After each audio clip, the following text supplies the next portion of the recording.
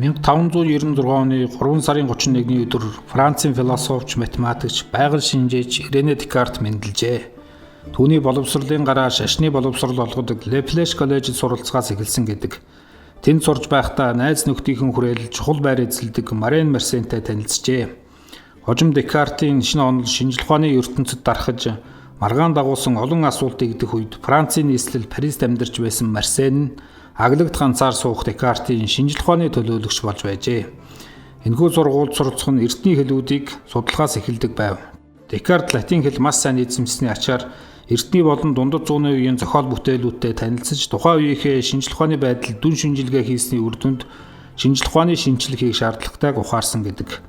Иймхүү 1612 онд коллеж төгссөний дараагаар хэсэг хугацаанд Пауте хотод эрх зүй судалжээ.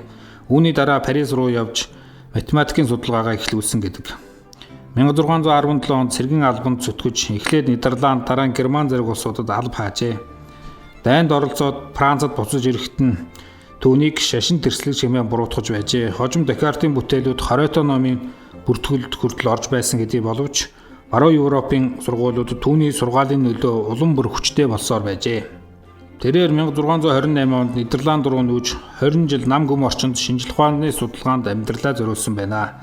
Рене Декарт бол орчин үеийн шинжлэх ухааны үндсийг тавилдсан эрдэмтдийн нэг бөгөөд механик, оптик, математик зэрэг мэдлэг ухааны салбарт олон нээлт хийжээ.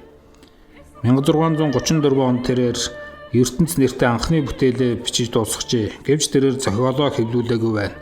Учир нь жилийн өмнө шашны шүүхийнхэн Эрдэмтэн Галилеог буруутган шүүсэн байжээ. Иймээс тэрээр энэ бүтээлээ амьд ах уйдаа хэвлүүлж чадаагүй байжээ. Тэрээр загталтай Галилеог буруутгасан явдал гүн зочролд оруулсан гэж илэрхийлсэн байна. Удалгүй Декартийн философийн номнууд хэвлэгдэн гарчээ. 1637 онд аргын тухай эргцүүлэл, 1641 онд анхдагч философийн тухай бодрол, 1644 онд философийн их үндсүүд зэрэг бүтээлүүд нь хэвлэгджээ. Шинжлэх ухааны судалгаанд оновчтой арга зүй чухал үүрэгтэй болохыг Декарт онцлон үзэж байв. Ийм учраас хүний оюун ухааныг зөв залд чиглүүлэх үнэнд хүрэх төрөмүүдийг томьёолох хэрэгтэй гэж үзсэн байдаг. Тэрээр аргын тухай эргцүүлэлдээ оюун ухааныг залах дөрвөн дүрмийг боловсруулжээ. Нэгдүгээрт илэрхий тодорхой мэдэгдэж буй зүйлийг л үнэн гэж үзэх ёстой. Хоёрдугаарт альва асуудал бэрхшээлийг бүхий л боломжоор нь шинжилж байж зөв шийдвэрлэнэ. Гуравдугаарт хамгийн энгийн амархан зүйлээс эхлэн аажмаар урагшиж нарийн төвхтэй зүйлд хүрэх хэрэгтэй. Дөрөвдүгээрт ямар нэгэн зүйлийг орхитуулахгүй тулд бүхнийг хамарсан тойм гаргаж байх хэрэгтэй гэх мэт. Тэрээр ийм дедукцийн эхлэл болох үндэслэл нь интуицийн мэдлэгтэй холбоотой байх ёстой. Ийм мэдлэгийн нэг жишээ бол баталгаа нотлохоо шаардахгүй үнэн болох нь оюун ухаанд шууд мэдрэгддэг геометрийн аксиомууд гэж үзэж байв.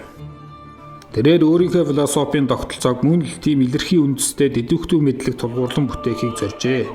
Тийм учраас би сэтгэж байгаа учраас оршин байна гэсэн алдарт томьёоллоо хэлсэн байдаг. Би сэтгэж байна гэсэн үндэслэлийг огт няцааж болохгүй бөгөөд үүнийг үүсгэх юм үүнд эргэлзэх нь сэтгэж буй нотлогоо болно. Иймхүү шинжлэх ухааны үндэс болж буй философийн онол баримтлал маргаан гүнэн байх ёстой ажээ. Түүний танин мэдхгүй аргын тухайн онолоос нь шинэ үеийн философи үүсч хөгжжээ.